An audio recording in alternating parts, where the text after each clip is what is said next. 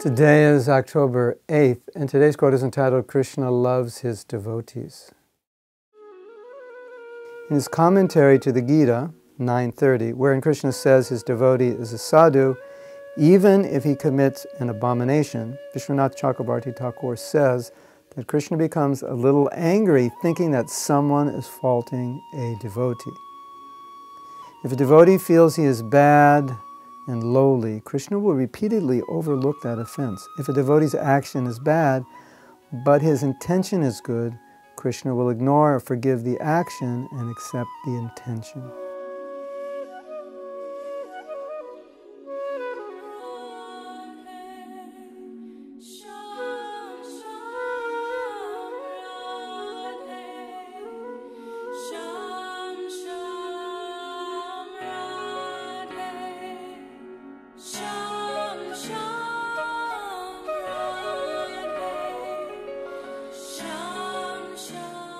So, this verse 9:30 of Bhagavad Gita is very important because it shows how much Krishna appreciates his devotees and how much it disturbs him when his devotees are being criticized. And what's so important about this verse is he's not talking about great devotees. He's talking about devotees who are sincere. That means us, devotees like you and me, who just are trying, sometimes failing, getting back up, trying again, failing, but sincerely trying to improve ourselves. And Krishna says, don't find fault with that devotee because I see the heart of that devotee. You may not see their heart, you may not see their mind, you may only see their action, but I see their heart. I see what's going on inside. I see their intention. Bhishma is fighting on behalf of Duryodhana, but Bhishma is my devotee. I understand Bhishma's mood. Yasoda, she's punishing Krishna. Krishna knows her mood, her love. Sudama, he's offering really a horrible thing to Krishna, broken chip rice. Krishna knows his intention. And Vidura's wife is offering Krishna banana peels instead of bananas because she became so excited when Krishna came unannounced to her house, and then one example after another. And we're not good at seeing the intention of devotees. I think what we're good at is guessing the wrong intentions. And when we guess the wrong intentions, we're projecting, because we're saying, well, if I were in that situation, this would be my intention. Like when someone says, I know what he's thinking, or he's doing this because of this and that. Really what they're saying is they're embarrassing themselves. They're saying, if I were in that situation, this is what my intention would be. Or this is what an average person's intention would be. Well, how would you know that unless you could feel that or understand that from your own experience? But we don't know other people's intentions always, and we can't guess them. But Krishna knows them, and Krishna sees, here's a sincere person, maybe very conditioned. Maybe he's struggling, but he doesn't give up. He wants to serve me. So now we look at Jai and Vijay. So externally, Jai and Vijay did something wrong. And some of the acharyas say they did something wrong. But from another point of view, they didn't do anything wrong because the four Kumars were not allowed to go in to Vaikuntha. And then from another point of view, it was all Leela. And Krishna wanted to go to the material world and fight.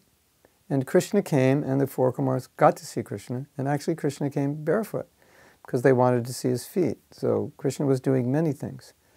But Krishna knows all this. He sees all this. So some acharyas say, no, Jai and Vijay were at fault. But Krishna doesn't feel that way, because Krishna designed the whole thing. Some acharyas say, Krishna's at fault, because he designed the whole thing.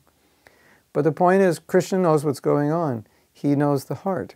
Now you take the example of Putana, as we spoke about a few days ago. Puta's intentions were bad. Her intention was to kill Krishna. But her action was the action of a mother. So what did Krishna do? He accepted the action, and he awarded her the position of a mother after he killed her. That's amazing. Bhava Grahi Janardana. Krishna he'll take something good. And so what's interesting about this is that there are so many instances in Srimad Bhagavatam of Krishna acting in ways in the same ways we should be acting. He's exemplifying forgiveness. He's exemplifying humility. He's exemplifying this quality of seeing the good in others. So we should take note. Krishna's doing that. I should do that. Krishna is very, very forgiving. He's always forgiving mistakes of his devotees. Indra's making so many mistakes. Brahma's making mistakes. So many devotees are making mistakes and they're apologizing to Krishna. He's always accepting them and forgiving them. We should understand that. We should look at that. We should see what Krishna is doing is not, as Krishna says, if I didn't act this way, people would follow my bad example. So Krishna is setting an example. We should look at that. And what Krishna is doing, we're supposed to do that. We're supposed to manifest those same qualities. So 3.2.23 purport. What does Prabhupada say? He says, the Lord accepts the least qualification of the living entity and awards him the highest reward. This is the standard of his character. This is the standard of his character. This should be the standard of our character. And so, when Uddhava was remembering Krishna, he was remembering the Leela of Putana.